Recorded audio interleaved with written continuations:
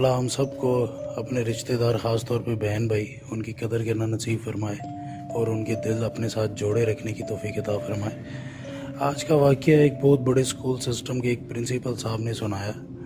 ये कहते हैं कि जब पाकिस्तान नया नया बना था, हमारे वालिद साहब ने बड़ी मेहनत से बड़ा अपना हिसाब किताब सेट करके अपने घर वालों के कहने पे शादी की और उसके बाद फिर हम बच्चों को भी बड़ी मुशक्क़त में उन्होंने पाला। कह रहे हैं मुझे याद है वो गुर्बत के दौर, क्योंकि ये बड़े बेटे थे जो हमारे वालिद साहब ने गुजारे, जितनी तकलीफ़ में हमें पाला। लेकिन हमारे वालिद साहब की खुशकिस्मती ये थी कि उनके एक बड़े अच्छे दोस्त थे, उनके एक बड़े अच्छे दोस्त थे, उनके बहुत काम आते थे। और कहते हैं कि आज तक कोई इतना अच्छा भी हो सकता है, इस बात का हमको उनके बाद यकीन ही नहीं आया जितने अच्छे वो थे।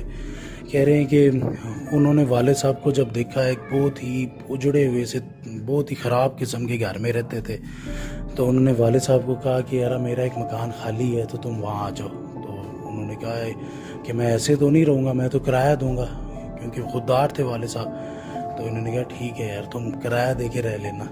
तो अब इन्होंने बहुत कम किराया बताया। वो कह रहे नहीं इतना नहीं, मैं इतना दे सकता हूँ, मेरे अंदर इतनी हिम्मत है तो मैं इतना दूंगा। खैर उस वक़्त रावलपिंडी इस्लामाबाद में ज़मीनें बहुत ज़्यादा सस्ती थी, बहुत ही ज़्यादा सस्ती थी, यानी आराम से थोड़ा सा बंदा स्ट्रांग हो फाइनेंशली तो वो ले सकता था, और ख़ाली भी बहुत ज़्यादा पड़ी हुई थी।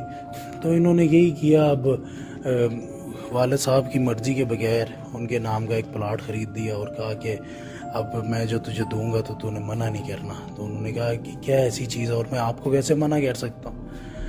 उन्होंने इनको प्लाट दे दिया और कहा कि अब हिम्मत करके डबल काम कर, ये तेरी अपनी मेहनत की कमाई गई है, मुझे कोई किराए की इतनी ज़रूरत नहीं थी। डबल शिफ्ट में काम कर या जिस तरह भी काम कर, इसको मकान को तूने जल्द अज जल्द तैयार कराना है। मैंने जितना हो सकता था मैंने कर दिया और मैं आगे भी तेरी मदद करूँगा। तो इन्होंने यही कहा कि वो जो शाहिद साहब थे, जो वालिद साहब के दोस्त, उन्होंने बड़ी मदद की। मकान बनते बनते बन गया, 5-6 साल लग गए।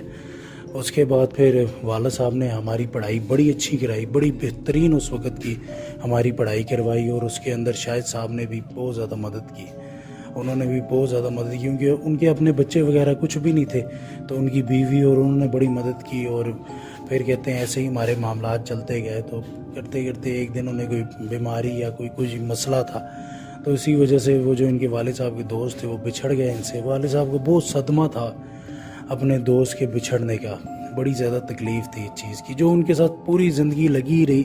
कहते हैं जितने अरसे वो हमारे साथ थे, दोस्त का जिक्र आते साथ ही आप दीदा हो जाते थे। वो कहते हैं कि अब जो मामलात थे वो यहाँ तक पहुँच गए कि वालिद साहब ने मेरे से पूछा कि बेटा अब तुम भी बड़े हो गए हो, तो तुम्हारी शादी की उम्र और नौकरी भी अच्छी कर रहे हो तुम।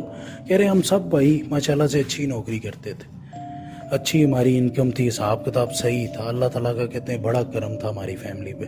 कहते हैं वालिद साहब ने मेरी से शादी का पूछा तो मैंने उन्हें हाँ कर दी, तो उन्होंने अपनी मर्ज़ी से मेरी शादी करवा दी। तो मेरा मामलात सही चल रहे थे शादी के बाद में छोटे जो दोनों भाई थे उनसे अब वो पूछने लगे शादी का, लेकिन पूछने से पहले ही उन्होंने ला के वालिद साहब के सामने लड़कियां खड़ी कर दी कि मैं इससे प्यार करता हूं। तो एक ने कहा मैं इससे प्यार करता हूं। खैर फिर करते करते शादी हो गई उन दोनों की भी। अब कहते हैं साल के अंदर अंदर ही ना हमारा जो घर जो बहुत ही अमन का गहवारा था, जहाँ पे बिल्कुल सुकून था, कभी मेरी भी ख्वाहिश होती कि अगर मेरे पास ज़रा सा भी टाइम बच जाए तो मैं घर जाऊं, क्योंकि घर में मेरे बड़ा सुकून था। कहते वहाँ पे लड़ाई झगड़े शुरू हो गए, इतने ज़्यादा लड़ाई झगड़े जब से भाइयों की शादियां हुई शुरू हो गया कि जैसे उस घर में रहना मुश्किल हो जाए, उस घर में जाने की बजाय भागने को दिल करता था। वालिद साहब क्योंकि अब बुज़ुर्ग हो गए थे, तो बूढ़े आदमी थे। एक दिन घर में इतना ज़्यादा झगड़ा हुआ कि वालिद साहब कमरे से अपनी चीख चीख के बुला रहे थे हम लोगों को, लेकिन हम लोगों ने बजाय उनको सीरियस लेने के उस झगड़े को सीरियस लिया। यहाँ तक कि वालिद साहब पुकारते पुकारते जब हम उनके कमरे में गए हैं कि इतनी देर से पुकार रहे थे पता नहीं क्या हुआ, तो वालिद साहब फौत हो चुके थे। कह रहे इस चीज़ का हमको बड़ी तकलीफ़ हुई, बड़ा सदमा हुआ वक्ती तौर पे हम लोग। मैं तो खैर बहुत ज़्यादा तकलीफ़ में आ गया, क्योंकि मेरे तो वालिद साहब बहुत करीब थे। कभी उन्होंने मेरे पास स्कूल में ऑफिस में आ जाना, बैठ जाना, कभी हमने वॉक करनी, कभी हम लोगों ने गपशप लगानी। कहते मुझे तो इस चीज़ की बड़ी तकलीफ़ हुई। लेकिन अब मैं दूसरे दिन जब वालिद साहब को कफन दफन वगैरह करा के आए, تو گھر کے اندر پھر وہی لڑائیاں، وہی ماحول، وہی سارا کچھ. کہہ رہے میرے پاس سارے بھائی آگے اکٹھے ہو گئے کہ بھئی حصہ کریں جلدی سے مکان کا، کیونکہ اب مکان ایک بہت اچھی لوکیشن پر تھا. وہ آج کل کے دور کی راول پنڈی کی وہ بہت بڑی پراپرٹیز میں سے وہ جگہ آتی ہے، تو ادھر تھا مکان، اور مکان بھی اچھا خاصا بڑا تھا. تو اب انہوں نے کہا چلو یار اب ٹھیک ہے، اب اگر تم لوگوں کی اتنی مرضی ہے، ہو سکے تو رک جاؤ، کیونکہ اس مکان میں میرے والد نے خود پلستر کیا ہے، خود پینٹ کیا ہے. تو کبھی آنکھیں بند کر کے کھولتا ہوں تصور میں تو مجھے والد صاحب کی تصویریں نظر آتی ہیں. تو مہربانی کرو. کہتے ہیں جی کیا آپ یہ جو لیکچر ہے یہ اپنے اسکول تک ہی رکھیں نا. کہتے ہیں میرے بھائیوں نے بڑی شدید بدتمیزی کی، جیسی میں سوچ بھی نہیں سکتا تھا کہ مجھے کبھی ان کی طرف سے ایسی بدتمیزی کا سامنا، کہ آپ یہ لیکچر اپنے اسکول تک ہی رکھیں. کیا ہم آپ کے اسکول کے بچے ہیں جو آپ ہمیں ایسی چیزیں سکھا رہے ہیں؟ بس جو دنیا میں جس نے آنا ہے تو اس نے جانا. تو اس طرح باتیں کی جیسے والد صاحب نہیں کچھ سبجیکٹ تھے، کوئی دنیا سے چلے گئے. خیر اتنی لڑائیاں، اب جب ہاتھا پائی تک بات پہنچی، جب مار کٹائی تک بات پہنچ گئی، تو پھر وہ جو انہوں نے کہا کہ میرے سے اب برداشت نہیں ہوا، کہ چلو میرے تک تو ٹھیک تھا، مجھے میرے ساتھ جو انہوں نے ہاتھا پائی اور جو سلوک کیے، اب میری بیوی بچوں کے ساتھ یہ ظلم نہیں ہونا چاہیے.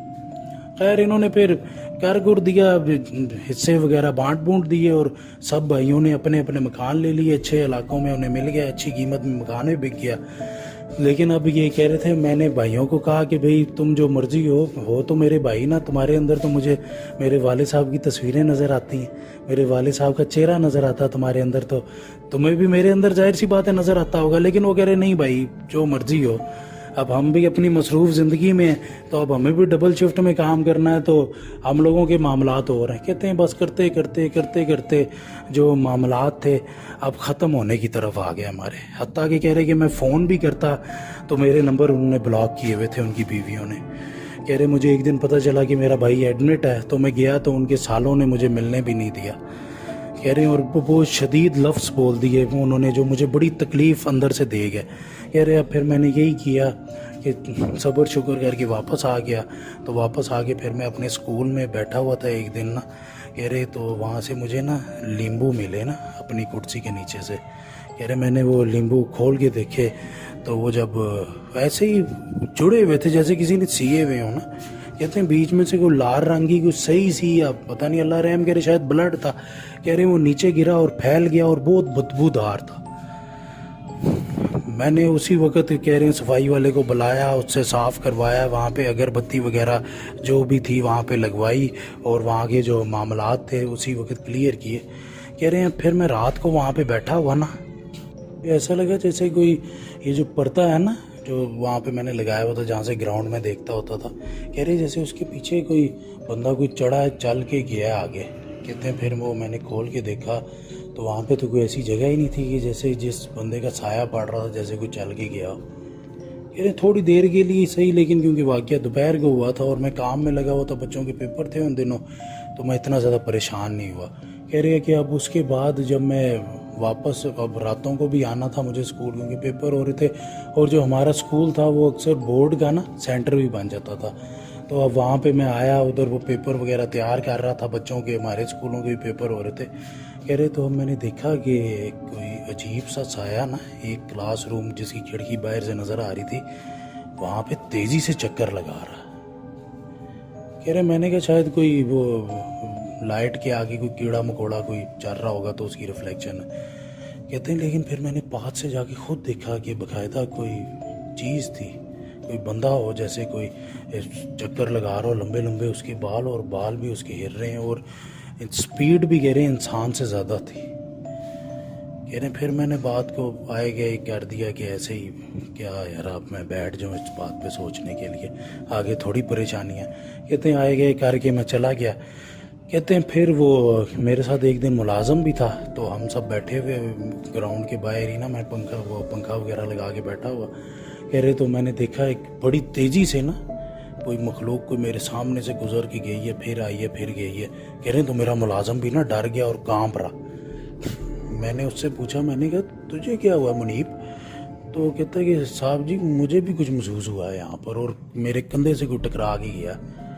وہ کہہ رہے منیب ہن مینوں تو ڈرائے گا ہے، تو جاننا نہیں میں ہے بندے دا پتر بن جا. اس قسم دی حرکتاں تے گلاں مین پسند نہیں ہے بالکل بھی. وہ کہتا ہے اچھا صاحب جی غصہ نہ کرو, ٹھیک ہے, مینوں کچھ بھی نہیں نظر آیا. کہتے ہیں وہ بھی شاید میرے غصہ کرنے کی وجہ سے وہ بھی چپ ہو گیا کہ مجھے کچھ نہیں نظر آیا. تو پھر اب اسی طرح کہہ رہے ہیں کہ ایک دن میں پھر گیا تو میرے ساتھ منیب بھی تھا, تو آیا میرے پاس آفس میں نا کھانا لے کے کہ رات ہوگی جی, رات کی روٹی کھا لیں. تو اب میں بیٹھا, میں روٹی شوٹی کھائی ہے, کہہ رہا ہے کہ اس کے بعد میں نے اس کو بھی بٹھا لیا کیونکہ مجھے اتنی بھوک نہیں تھی اس وقت, وہ بھی کھا لے ساتھ.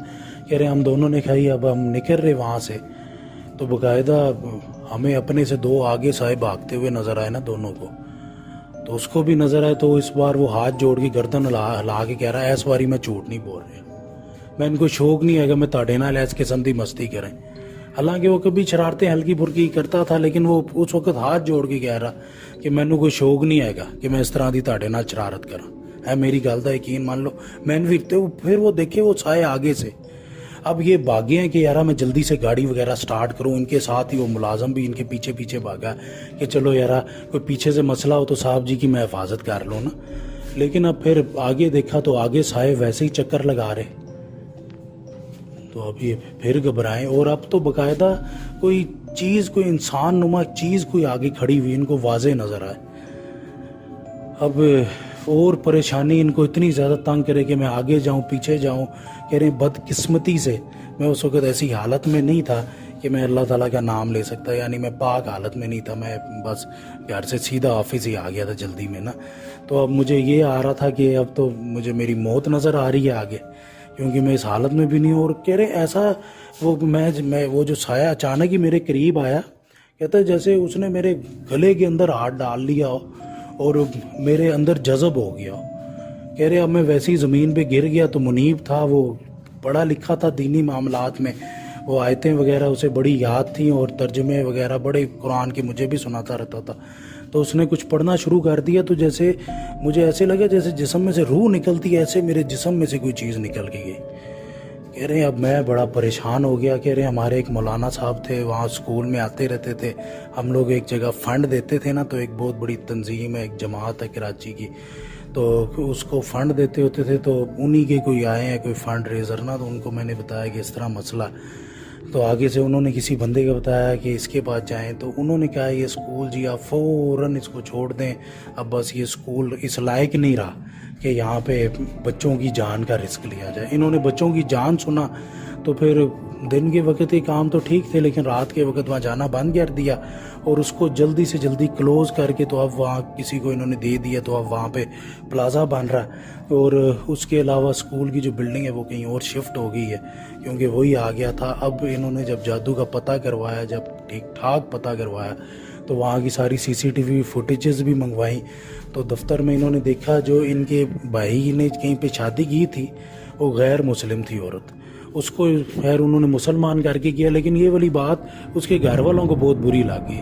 تو انہوں نے CCTV فوٹیج میں اس کی ماں دیکھی تھی اس لڑکی کی کہ وہ آئی ہے آفس میں, تو اس نے منہ ماری کی ہے کہیں کسی سے اور کہا ہے ہمارے رشتہ داروں کا آفس ہے, وہی اپنی زبان بول کے. تو پھر وہ آگے چلی گئی, تو ایک تھیلا تھا اس کے ہاتھ میں, تو واپسی میں اس کے ہاتھ میں نہیں تھا. تو سارے لیمبو اس نے ادھر ادھر کہیں رکھ دیے تھے, اور اس اسمیل آفس سے اسکول سے جاتی ہی نہیں تھی. کہہ رہے کہ وہ رکھ کے چلی گئی تھی, اور اسی حسد کے چکر میں اس نے ہمیں رگڑ دیا اور ہمارا اسکول اس حالت میں چلا گیا تھا. تو یہ وہاں پہ جو بڑے مولانا صاحب تھے انہوں نے یہی کہا تھا کہ اب یہ واپس یہاں پہ اسکول کا کام نہ شروع کرنا, کیونکہ یہاں بچوں کی جان کو ہو سکتا ہے خطرہ بھی. اور جادو کیونکہ پرانا ہو چکا تھا, اور جتنا پرانا اتنا خطرناک ہو جاتا, بالکل بیماری کی طرح ہوتا ہے جادو. جتنا پرانا ہوتا جائے اتنا خطرناک ہوتا جاتا. اتنے معاملات, جیسے ڈاکٹر ہوتا ہے ایک مریض کو دیکھ رہا ہوتا ہے, جتنی پرانی بیماری ہو اس کے لیے مصیبت ہو جاتی ہے. تو عامل حضرات بھی یہی کہتے ہیں کہ جتنا پرانا جادو ہو تو ہمارے لیے بھی پریشانی ہو جاتی. تو انہوں نے بہتر سمجھا خیر جو داؤ لگا اسکول کی بلڈنگ کا, انہوں نے سیٹنگ شوٹنگ کر دی کہیں, اور اپنی بھی اسکول وہ جو تھا کہیں اور بنا لیا, اور معاملات ان کے رننگ میں آ گئے. لیکن بھائیوں کے جو اور جادو بھی ختم ہو گیا, اور وہ جو ان کی ساس تھی اس کو بھی کوئی دل کی تکلیف اچانک سے ہی ہوئی, اور وہ بھی کچھ دنوں میں ہی ان کے بھائی کی ساس جو تھی کچھ دنوں کے اندر ہی وہ مطلب کہ اس دنیا سے چلی گئی, اور بڑی تکلیف کے اندر ہسپتال پہنچاتے ہی اس کا وہیں پر ہی اس کی ڈیتھ ہو گئی. بس یہی معاملات ہوئے. کہہ رہے ہیں لیکن پھر بھی ہم بھائیوں میں کبھی آپس میں کوئی اتفاق نہ ہوا. کہتے ہیں اب یہ اللہ تعالیٰ کا کرم ہے کہ میرے بھائی کبھی کبھی آ جاتے ہیں میرے پاس اور ان کے جو بچے ہیں میرے اسکول میں داخل ہیں. اس طرح کا تو نہیں اتفاق جس طرح کا شروع میں تھا, کیونکہ ہم لوگوں نے ایک دوسرے کو بڑے سخت الفاظ بول دیے تھے, جو شاید ہم لوگ کو ایک حضرت علی کا قول بھی ہے نا کہ انسان اپنی توہین معاف تو کر سکتا ہے لیکن بھول نہیں سکتا. تو وہی کہہ رہے ہیں ہمارے ساتھ معاملات ایسے ہیں کہ وہی جب یاد آتے ہیں تو پھر دل نہیں کرتا کہ کیسے میری بیوی پہ ہاتھ اٹھایا میرے بھائی نے, کیسے اس کو میں نے گلاس مار دیا اس کی بیوی کو, کیسے معاملات خراب ہوتے رہے, میرے بچوں کو مارا تو میں نے اس کے بچوں کو مارا, تو یہ ہو گیا وہ ہو گیا. تو یہ چیزیں کہہ رہے بہت تکلیف دے جاتی ہیں. اس لیے ساتھ بیٹھ کے بچوں کے حوالے سے ہم باتیں تو کرتے ہیں, میں کوئی فیس وغیرہ نہیں لیتا اپنے بھائیوں سے کہتے, لیکن وہ تعلقات جنہوں نے ہم لوگوں پہ عملیات کروائی تھی اس کی وجہ سے ایسے خراب ہیں کہ ہم بھائیوں کا خود بھی ایک دوسرے کے بہت زیادہ دیر بیٹھنے کو دل نہیں کرتا. بس یہی تھا آج کا واقعہ.